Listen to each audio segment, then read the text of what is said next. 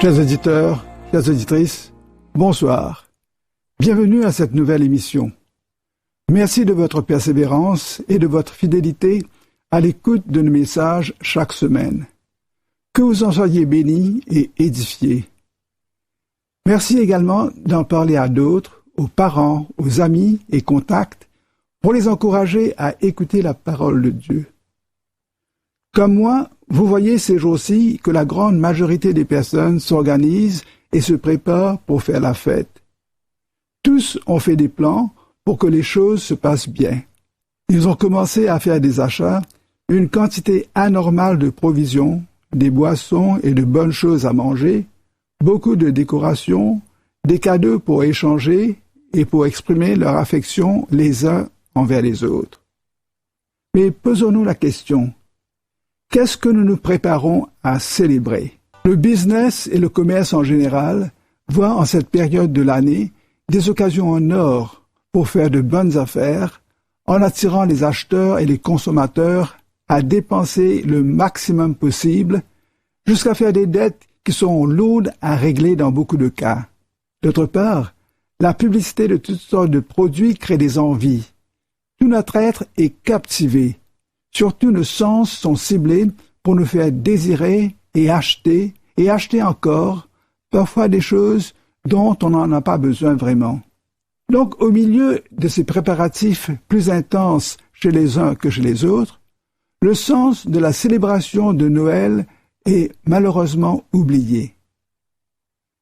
Nous avons raison de dire que Noël est une fête mondiale, fête célébrée dans tous les pays du monde.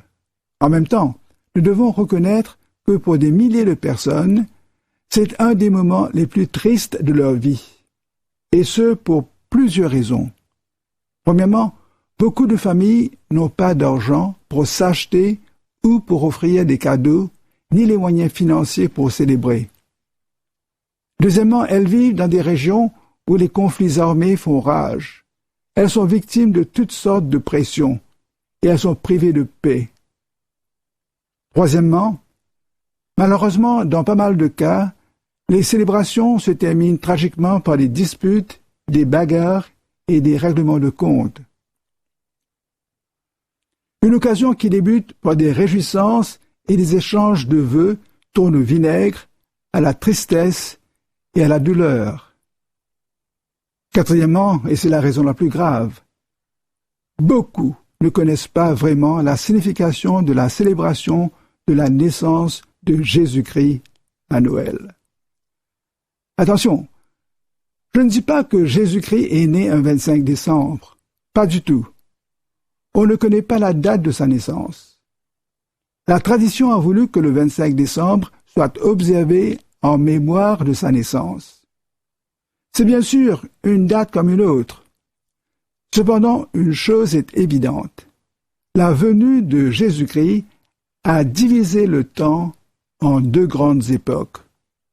On parle des années avant Jésus-Christ et des années après Jésus-Christ. Mais Jésus-Christ ne divise pas seulement le temps et les époques. Jésus-Christ éclaire aussi notre intelligence par son esprit pour nous faire comprendre les choses de Dieu et les choses les plus importantes de la vie.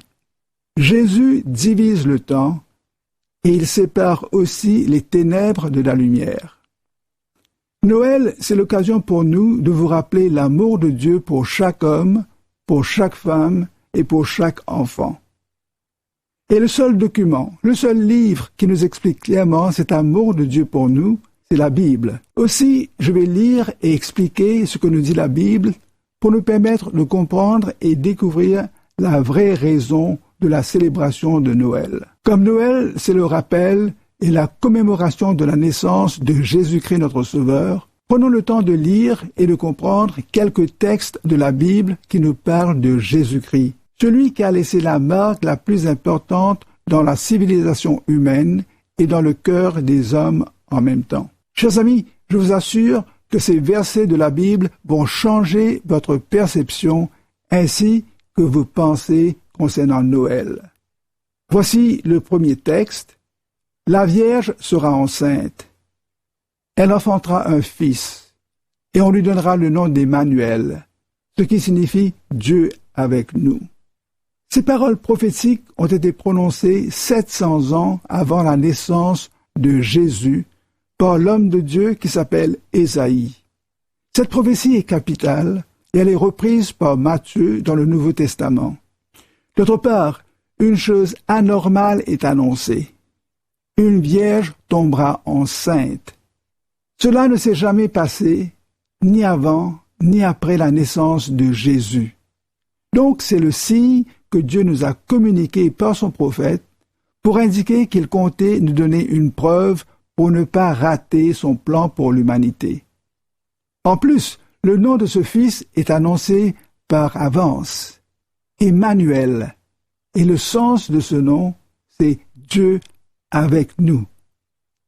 Et ce sens ne peut pas être plus clair. Emmanuel, Dieu avec nous. En effet, le moment venu pour que cette prophétie s'accomplisse, un ange apparaît à Marie, une fille vierge, à qui l'ange annonce, et je cite, « Et voici, tu deviendras enceinte, et tu enfanteras un fils. Tu lui donneras le nom de Jésus. Il sera grand et sera appelé Fils du Très-Haut, et le Seigneur Dieu lui donnera le trône de David son père.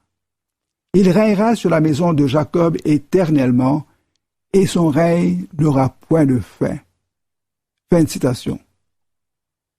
Chers amis, non seulement son nom est Emmanuel, Dieu avec nous, mais aussi Jésus. Ça veut dire celui qui nous sauve de nos péchés. Donc la Bible est très claire concernant Jésus-Christ, notre Sauveur. La venue de Jésus le Christ concerne le peuple de Dieu, Israël, ainsi que le monde entier, c'est-à-dire nous tous aujourd'hui. Je vais vous lire un autre texte qui parle des prophéties concernant non seulement Jésus, notre Sauveur, mais aussi celui que Dieu a envoyé pour préparer son chemin et appeler le peuple à la repentance, afin de pouvoir nous sortir des ténèbres de l'obscurité spirituelle. La première partie concerne Jésus. C'est la prophétie de Zacharie, le père de Jean-Baptiste, qui a prophétisé concernant Jésus et la délivrance que Jésus apporterait à Israël. Zacharie parle de la sainteté et de la justice que Jésus accorderait au peuple de Dieu pour qu'il marche devant lui de manière agréable. Béni soit le Seigneur, le Dieu d'Israël, de ce qu'il a visité et racheté son peuple, et nous a suscité un puissant sauveur dans la maison de David, son serviteur. Comme il l'avait annoncé par la bouche de ses saints prophètes des temps anciens, un sauveur qui nous délivre de nos ennemis et de la main de tous ceux qui nous haïssent. C'est ainsi qu'il manifeste sa miséricorde envers nos pères et se souvient de sa sainte alliance, selon le serment par lequel il avait juré à Abraham notre père, de nous permettre, après que nous serions délivrés de la main de nos ennemis, de le servir sans crainte, en marchant devant lui dans la sainteté et dans la justice tous les jours de notre vie. Le second bout concerne Jean-Baptiste qui allait préparer le chemin pour Jésus. Ce bout parle en effet du pardon des péchés, de la vie en marchant dans la lumière de Jésus. Et toi, petit enfant, tu seras appelé prophète du Très-Haut, car tu marcheras devant la face du Seigneur pour préparer ses voies, afin de donner à son peuple la connaissance du salut par le pardon des péchés, grâce aux entrailles de la miséricorde de notre Dieu, en vertu de laquelle le soleil levant nous a visités d'en haut, pour éclairer ceux qui sont assis dans les ténèbres et dans l'ombre de la mort, pour diriger nos pas dans le chemin de la paix. Chers amis, la célébration de la naissance de Jésus, c'est la réalisation de toutes ces prophéties. Et dans l'évangile de Luc, nous lisons au chapitre 2 les propos de l'ange qui s'adresse aux bergers effrayés.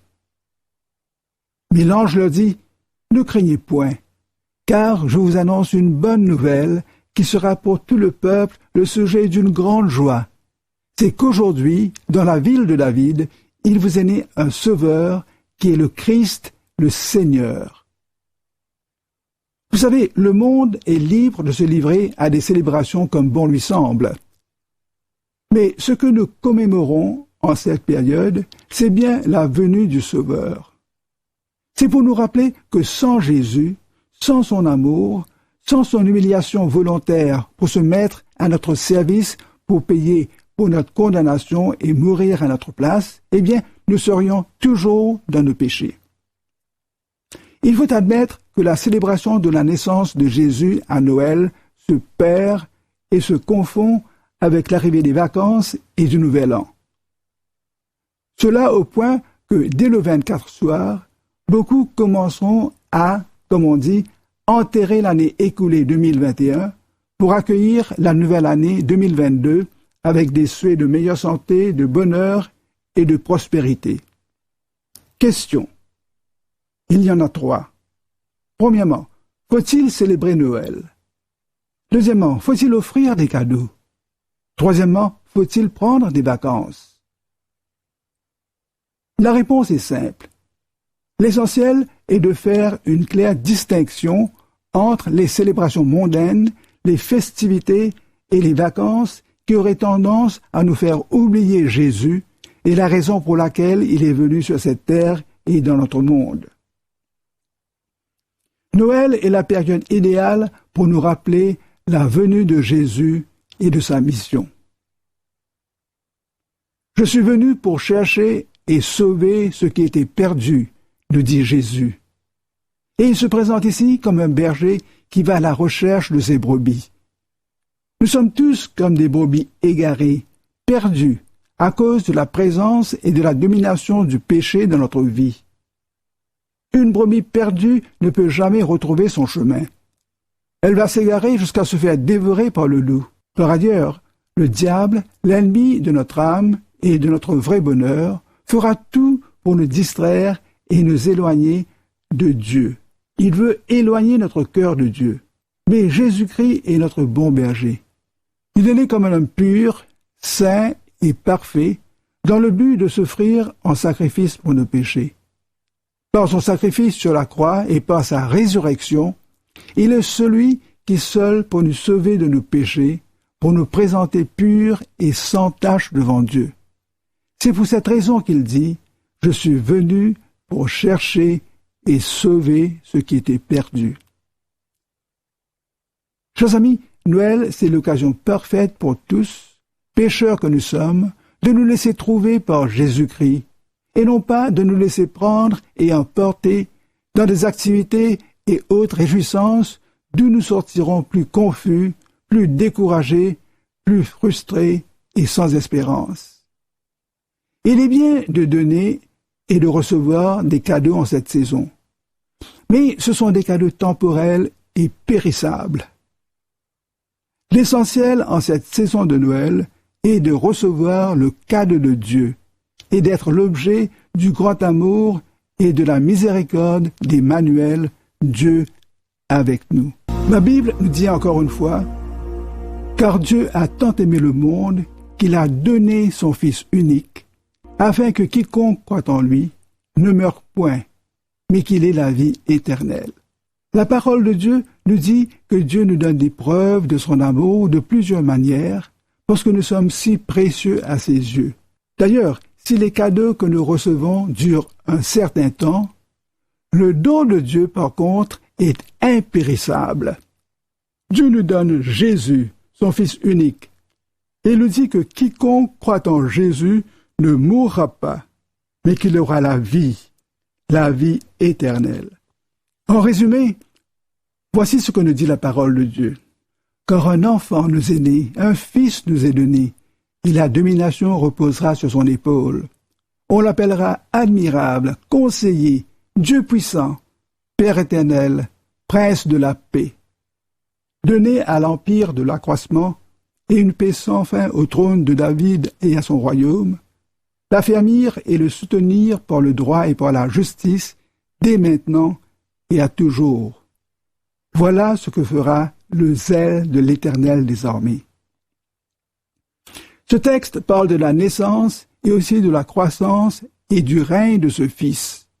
Il est en même temps décrit comme celui qui régnera. Le prophète lui donne tous les attributs de Dieu, admirable, conseiller, Dieu puissant, Père éternel, Prince de la paix. Chers amis, ce texte nous présente celui qui nous sauve si nous acceptons son règne, ou celui qui nous jugera et nous jettera hors de son royaume si nous ne nous soumettons pas à son règne. Je vous disais au début de ce message que les textes de la parole transformeront notre façon de voir Noël et notre compréhension de Jésus-Christ. En effet, celui qui est entré dans le monde comme un bébé est en réalité notre Sauveur et notre Seigneur. Le Sauveur de l'humanité devait être un homme à 100% et aussi être saint à 100%. Jésus-Christ est à la fois Dieu et homme. Il a grandi en grâce, il était mis à part pour s'offrir à Dieu comme l'agneau sans tache pour expier nos péchés. Et c'est à cause de son acte d'obéissance à Dieu que nous pouvons être réconciliés à Dieu, notre Créateur, pour devenir ses enfants. Par Jésus-Christ et son Esprit, Dieu peut maintenant écrire sa loi sur notre cœur et faire avec nous une alliance dont Jésus-Christ est le garant. Je vous cite un dernier texte qui vous permettra de comprendre l'intention de Jésus. Jésus dit « L'Esprit du Seigneur est sur moi, parce qu'il m'a oint pour annoncer une bonne nouvelle aux pauvres. Il m'a envoyé pour guérir ceux qui ont le cœur brisé, pour proclamer aux captifs la délivrance et aux aveugles le recouvrement de la vue, pour renvoyer libres les opprimés, pour publier une année de grâce du Seigneur. » Jésus est venu nous annoncer une bonne nouvelle, la grâce de Dieu mise à notre disposition. Il est venu nous annoncer notre délivrance de la prison du péché. Il est venu pour panser nos cœurs brisés par la souffrance et l'injustice. Il est venu pour notre guérison selon sa volonté et pour sa gloire. Chers amis, comme vous voyez, ces textes de la parole de Dieu ne font aucune allusion au genre de célébrations mondaines qui sont généralement organisées en cette période de l'année. Rien à faire avec tout ce grand tapage publicitaire ou de promotion commerciale. Ces bruits constituent un excès de distraction qui vous empêche de donner votre attention à Dieu. Ainsi, pour cette saison, nous vous encourageons à prendre soin de vous-même et des vôtres selon les provisions de Dieu à votre égard, mais sans commettre des excès, et surtout à être attentif à l'Esprit de Dieu et à sa parole. Jésus avait posé cette question à ceux qui venaient l'écouter. Que sert-il à un homme de gagner tout le monde s'il perd son âme? Que sert-il à un homme de gagner le monde entier s'il perd son âme? Je vais adapter cette question à cette saison de célébration et je vais vous demander: que vous sert-il de vous préparer pour célébrer la naissance de Jésus si vous ne comptez pas lui offrir votre cœur et le recevoir dans votre vie comme le plus grand cadeau de Dieu? Chers amis, avez-vous une place dans votre cœur pour Jésus-Christ, votre Sauveur et Seigneur? Jésus-Christ vous apporte la grâce et le pardon de Dieu. Jésus-Christ vous donne la paix de Dieu parce qu'il a déjà pris en son corps sur la croix du Calvaire votre condamnation et votre punition. Par la foi en sa personne et en son sacrifice, par la foi en son sang et sa résurrection, il vous délivre de la mort et de l'enfer. Je vous supplie de recevoir le cadeau de Dieu, la vie éternelle, en vous repentant de vos péchés et de toute ignorance de la raison de la venue de Jésus. Je vous invite à l'accueillir dans votre cœur. Et je vous invite à répéter cette prière. Seigneur, je te remercie pour ta parole qui m'explique clairement la raison de la venue de Jésus-Christ sur la terre. Merci de me faire comprendre la commémoration de sa naissance en cette période de l'année. Je reconnais que je me suis souvent laissé emporter par des désirs, des envies et des formes de célébration qui te déshonorent. Seigneur, je te demande pardon pour tous mes péchés. Et je te demande de préparer mon cœur, de me purifier par le sang de Jésus pour le laisser entrer et régner dans ma vie. Merci que Jésus enlève l'obscurité dans mon cœur pour y faire briller sa lumière. Seigneur, je te prie aussi pour mes proches et tous ceux qui m'entourent pour que cette saison de l'année soit le commencement d'une vie nouvelle sous ton regard. Je te présente cette prière au nom de Jésus, que je reconnais aujourd'hui comme Sauveur et Seigneur de ma vie. Merci. Chers amis, si vous souhaitez avoir une copie de ce message, nous vous demandons de nous téléphoner au 5-251-4952 ou bien envoyez-nous un SMS au 5-251-4952. Nous vous remercions de votre attention. À bientôt.